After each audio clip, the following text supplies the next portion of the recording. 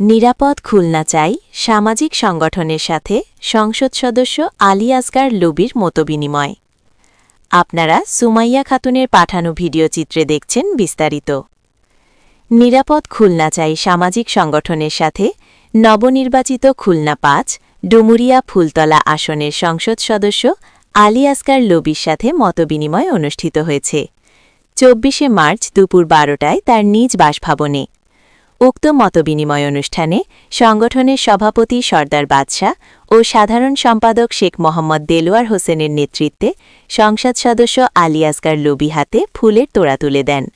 এ সময় উপস্থিত ছিলেন নিরাপদ খুলনা চাই সামাজিক সংগঠনের উপদেষ্টা পরিষদের সদস্য মোহাম্মদ আব্দুর রহমান, সরদার আবু তাহের, এস এম মনোয়ার হোসেন লাবলু, মোশাররফ হোসেন মফিজ, সহসভাপতি এম দেলোয়ার হোসেন, অর্থ সম্পাদক সাদিয়া আক্তার, দপ্তর সম্পাদক নিবা ঢালি, শাহ মোহাম্মদ ওহিদুজ্জামান, সুমাইয়া খাতুনসহ আরও অনেকে।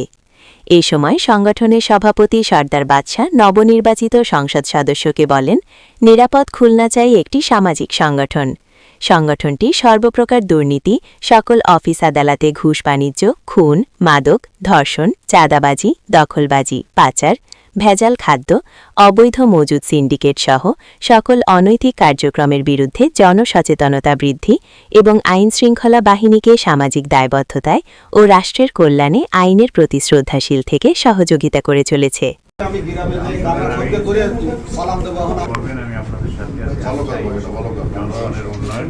ভালোভাবে থাকতে পারে সেই ব্যবস্থা করার জন্য আর আমার এলাকার উন্নয়নের জন্য আমরা চাই একসাথে কাজ করতে।